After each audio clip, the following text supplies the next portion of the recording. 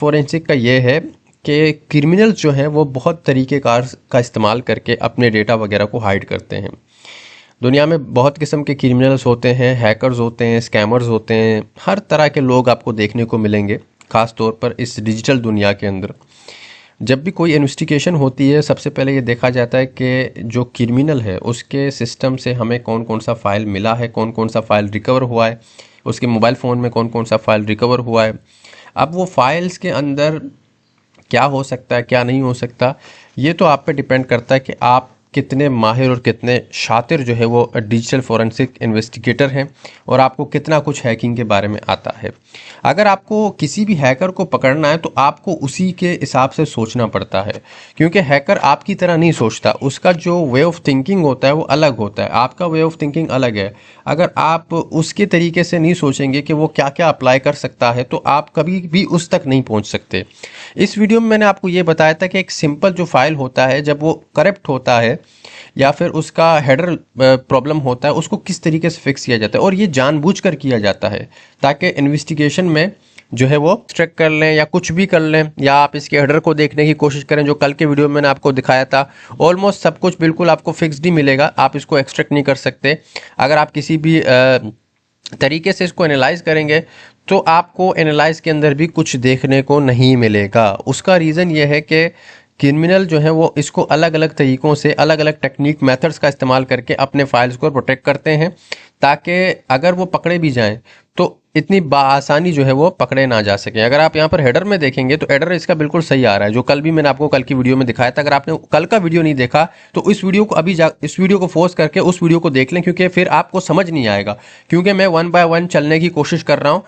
तो उस वीडियो को लाजम देखें, कल वाले वीडियो को।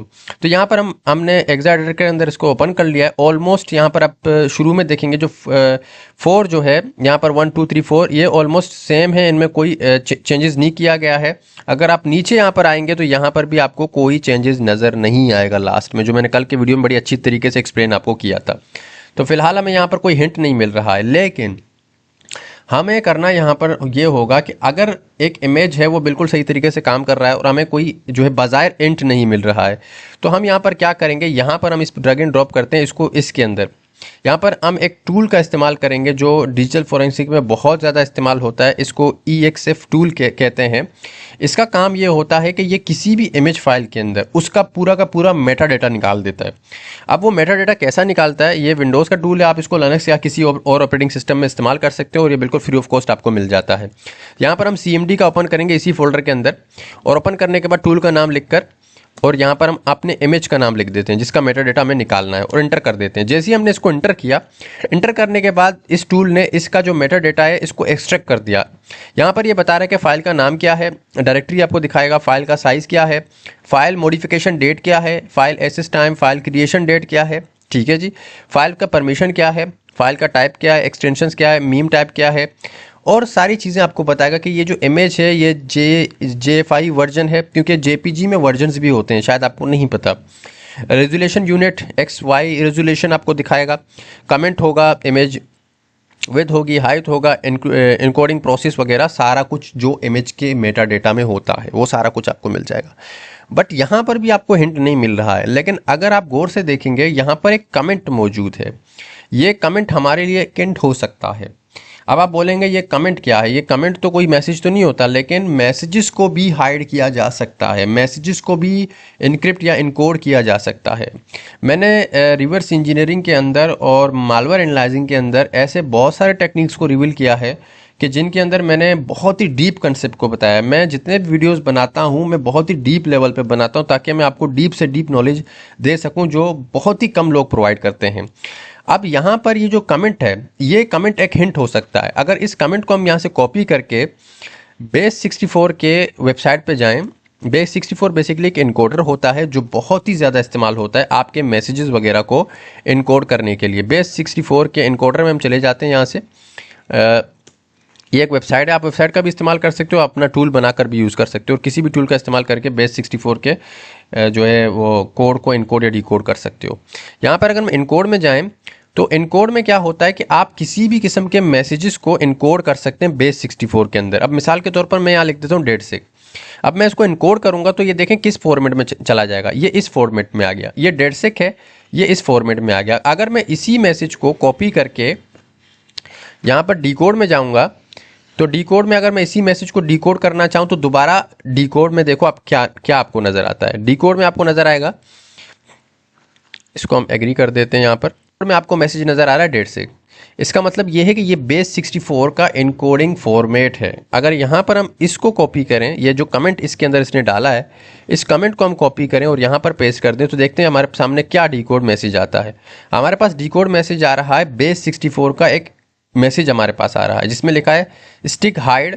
और ये एक अच्छा, यहाँ पर मैं आपको एक और इन्फॉर्मेशन देना चाहता हूँ कि बेस 64 के इनकोडेड मैसेज में हमेशा मोस्ट ऑफ द केसेस में उसमें लास्ट में ये इज इक्वल टू ज़रूर होता है। अगर कहीं पर भी आपको कोई ऐसा मैसेज नज़र आए किसी भी फाइल के अंदर या किसी भी कोड के अंदर, तो हो सकता है, ज़्यादा चांसेस हैं कि वो बेस 64 का इस्तेमाल करके उसको इनकोड बनाया गया है।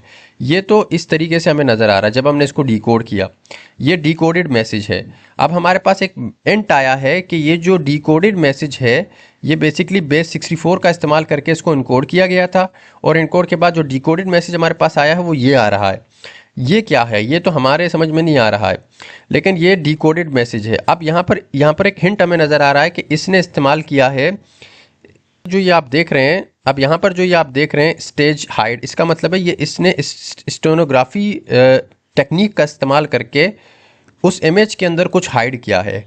अब ये स्टेनोग्राफी क्या होता है, ये बेसिकली एक टेक्निक होती है जो बहुत ज़्यादा इस्तेमाल होती है। जैसे कि ये एक इमेज फाइल है, इस इमेज फाइल के अंदर आप कोई फाइल हाइड कर सकते हो, और नॉर्मल बंदे को तो छोड़ो, किसी को भी पता नहीं चलता कि इसके अंदर कोई फाइल हाइड है।